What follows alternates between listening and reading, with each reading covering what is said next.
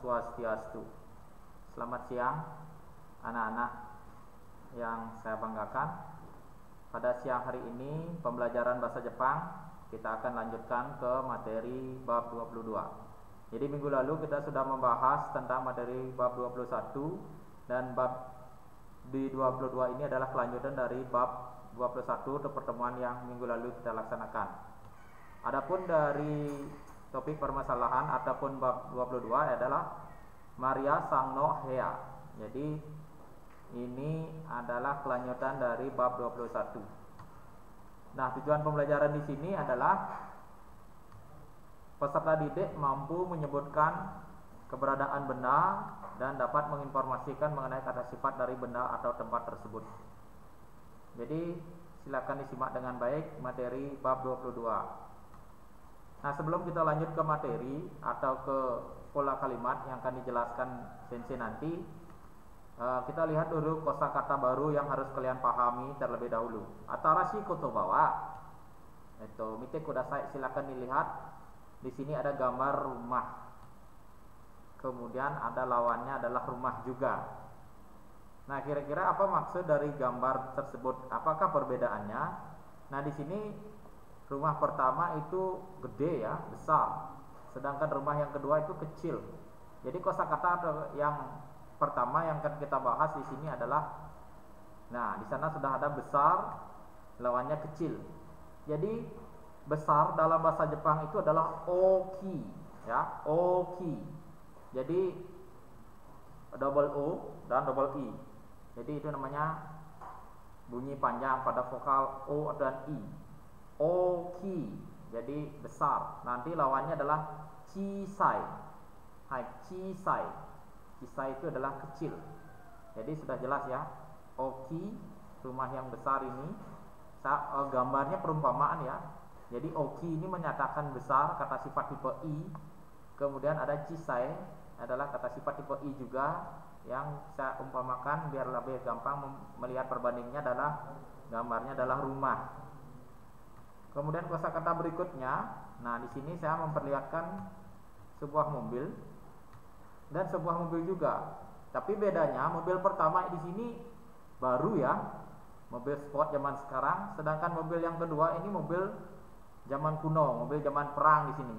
Jadi kosakata yang akan dijelaskan di sini adalah baru dan lama. Jadi dalam bahasa Jepang baru itu adalah atarashi. Hai, moichido, atarashi. Jadi baru, atarashi. Lawannya adalah furui. Furui. Ya, furui itu adalah lama atau udah usang, udah kuno ya. Nah, ini ada dua, atarashi dan furui.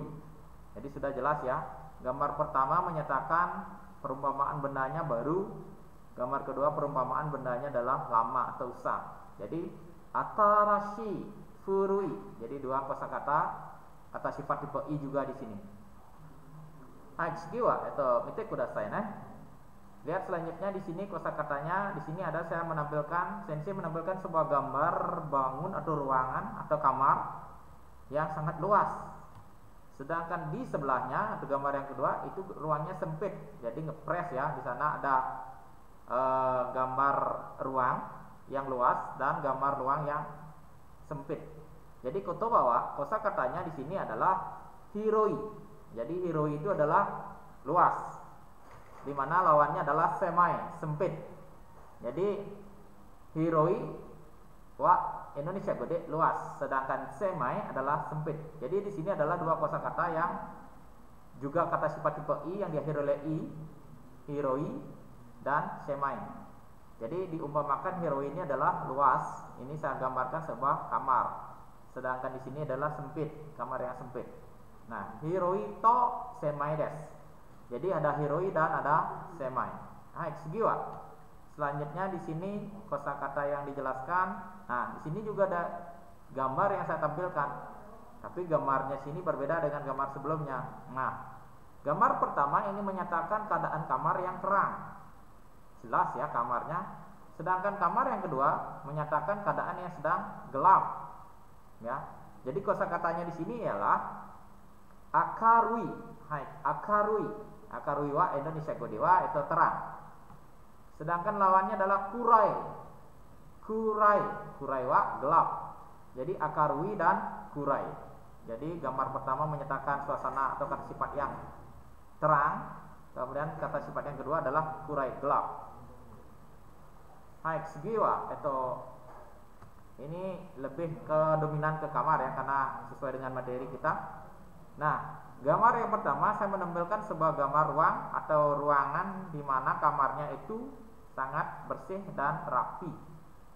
Sedangkan gambar yang kedua menyatakan ruangnya berantakan, kotor, kacau, ya. Jadi kosakata yang akan dibahas atau dipelajari adalah kire. Hai, minasama, mo ichido. Kire. Hai, kire wa Indonesia gode. Indah, rapi, bagus. Sedangkan lawannya adalah kitanai. Kitanai wa kotor. Ya, berantakan, tidak baik ya. Ya, di sini ada dua gambar kamar. Kamar pertama menyatakan kirena heya, kamar kedua yang menyatakan kitena heya. Jadi kamar yang bersih dan kamar yang kotor. Oke, berikutnya kita masuk ke pola kalimat. Jadi dalam pembahasan materi hari ini, pola kalimat pertama yang saya jelaskan atau saya jelaskan adalah kata benda tempat, ya, kemudian atau subjeknya, tempatnya adalah sebuah subjek, kemudian diikuti oleh partikel wa, diikuti oleh kata sifat dan diakhiri oleh des. Jadi pola kalimat satu ini tempat diikuti oleh partikel wa, diikuti kata sifat dan diakhiri oleh des. Des ini fungsinya mengakhiri sebuah kalimat, ya. Jadi kata sifat di sini kita pasangkan kata sifat yang sudah disebutkan tadi kosakata tadi, yaitu adalah kata sifat tipe i. Subjeknya adalah sebuah tempat atau keberadaan tempat, ya. Hai, kita cobakan polanya adalah uci, tempatnya adalah uci. Kemudian saya masukkan partikel wa, kemudian memasukkan oki, kemudian diakhiri oleh des. Tempatnya kita masukkan uci, kemudian kita masukkan partikel wa, kemudian kita masukkan oki, kata sifatnya adalah oki, kemudian diakhiri oleh des. Mudah-mudahan masih ingat ya, uci wa oki des. Apa itu uci? Uci masih ingat uci? Oke, uci wa Indonesia gode itu adalah rumah. Sedangkan wa ini menandakan sebuah partikel yang penanda subjek. Kemudian ada kata sifat oki. Ya, oki yang tadi apa? Besar. Oke. Oki-nya adalah besar, kan diakhiri oleh des. Jadi uchi wa oki des. Ya, apa artinya? Uchi wa oki des. Jadi rumah yang besar atau rumah besar. Ini merupakan pola kalimat satu, di mana subjeknya adalah tempat dan diikuti oleh partikel wa dan diakhiri kata sifat berupa des, diakhiri oleh des. Uchi wa oki des, rumah yang besar. Jadi kalian nanti tinggal menggantikan tempatnya apa, kemudian kata sifatnya apa, sesuai dengan yang telah kalian pelajari tadi atau sebelumnya. Oke, itu pola kalimat pertama. Jadi bisa diganti-ganti nanti tempatnya apa, kemudian kata sifatnya apa. Berikutnya ini kita contohkan sebuah kalimat pola satu yang tadi. Gambarnya menyatakan sebuah kamar yang bersih ya. Oke. Kalau dia tuliskan sesuai dengan letak gambarnya di sini wada watashi no heya wa kirei desu. Watashi ini saya, no ini menyatakan kepemilikan, jadi watashi no heya. Heya-nya adalah kamar. Ya. Kemudian ada kiri.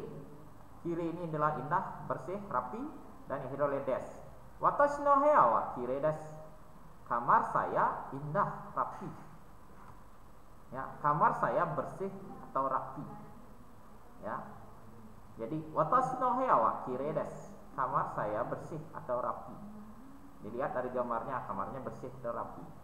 Yang mana subjeknya? Subjeknya adalah sebuah kamar. Kamarnya siapa? Kamarnya saya. Saya itu siapa? Watashi. Dan ada partikel no. Kata sifatnya apa? Kiri. Kiri ini juga kata sifat, ya, yang berarti bersih atau rapi dan diakhiri oleh sebuah akhir kalimat des. So, desu ne. Contoh berikutnya. Oke. Ada yang bisa baca? Nah, ini Anto sang no heya wa kita nae desu. Mite kudasai. Silakan dilihat kamarnya Anto bagaimana. Ya. So desu ne. Kamarnya berantakan ya. kita naik des. So desyo, kamar saudara Anton kotor berantakan. So desyo. Selanjutnya pola keduanya adalah cara bertanya. Jadi kan sebuah pernyataan tadi yang menyatakan kamar saya bersih, kamar Anton kotor, kemudian rumah besar. Nah sekarang bagaimana kita bertanya biar jawabnya adalah sesuai dengan pernyataan yang tadi. Nah di sini polanya adalah kata benda tempat diikuti oleh partikel wa dan diakhiri oleh kata sifat diakhiri deska. Kata sifat deska. Deska di sini menandakan sebuah pertanyaan karena ada partikel k di belakang. Kata benda tempat wa, kata sifat deska. Oke, dicontohkan lagi. Nah, tadi kalau menanyakan yang tadi ini pertanyaan berarti harus ada jawaban. Jawabnya bisa ada dua, bisa positif, bisa negatif. Kalau dia positif, hai, kata sifat des. Kalau dia negatif, iya, kata sifat des. Jadi kata sifat sesuai dengan kesannya. Dicontohkan, Made-san no uchi wa oki desu ka? Hai, mo ichido. Made-san no uchi wa oki desu ka?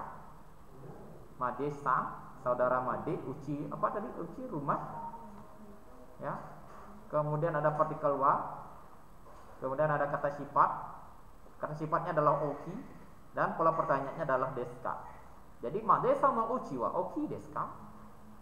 Jadi rumah saudara Made apakah besar? Ya, ini pertanyaan ini. Karena harus ada jawaban. Jawaban positifnya hai, kata sifat des. Jadi di sini jawabnya hai, oki des. Kata sifatnya apa? Oki. Jadi diturunkan oki.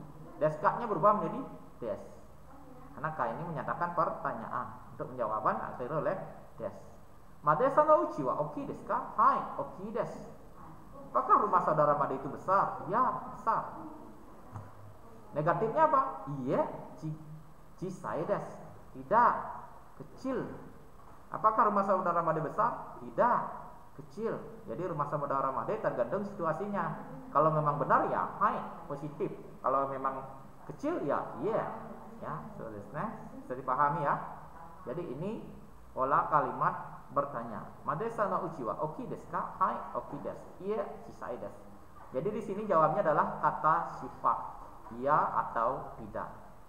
Oke, pola kalimat kedua, cara bertanya kedua, ini beda lagi. Ini yang menjadi jawaban adalah kata sifatnya sendiri. Ya, Budi-san no uchi wa do desu ka? Ini ada do desu ka? Bagaimana? Jadi biar jawabnya adalah kata sifat. Kalau yang tadi iya dan tidak. Tapi pola kalimat pertanyaan yang kedua di sini adalah yang jawabnya adalah kata sifat, menanyakan kesan tempat dan benda. Kata benda tempat wa do desu ka. Do desu ka ini menanyakan kesan bagaimana. Kata benda tempat wa kata sifat desu ka. Ya. Budi-san no uchi wa do desu ka? Ya. Budi-san no uchi wa oki desu. Jadi rumah saudara Budi besar. Ya. Budi-san no uchi wa oki desu. Rumah saudara Budi besar. Oke. Jadi dua pola pertanyaan. Pertanyaan satu menyatakan menyatakan benar dan kata sifat atau tidak kata sifat, sedangkan pertanyaan dua jawabnya adalah kata sifat. Nah, di sini ingat tempat wa do desu ka. Do desu ka ini menanyakan kesan bagaimana. Jawabnya adalah tempat wa kata sifat des. Desu ka juga jadi des. Budi-san no uchi wa do desu ka? Budi-san no uchi wa oki desu. Oke, nanti kalian silahkan gantikan subjeknya apa atau tempatnya, kemudian jawaban dari kesannya apa. Ini kan kalau oki ya oki. Kalau misalnya beda lagi pertanyaannya, beda lagi jawabnya sesuai dengan kata sifat yang ditanyakan. Oke, mudah-mudahan bisa dipahami materi bab 22 ini. Nanti silakan dicobakan menggantikan kalimat-kalimat dan pola tanya yang ada di materi ini. Demikian pembelajaran pada siang hari ini. Kalau ada yang kurang jelas, perlu dipertanyakan, silakan ditanyakan. Terima kasih sudah belajar dengan baik. Tetap stay di rumah, gunakan protokol kesehatan dengan baik. Semoga kita semuanya dalam keadaan selamat dan sehat. Hai, minasama, ganbatte kudasai. Sayonara, jamata.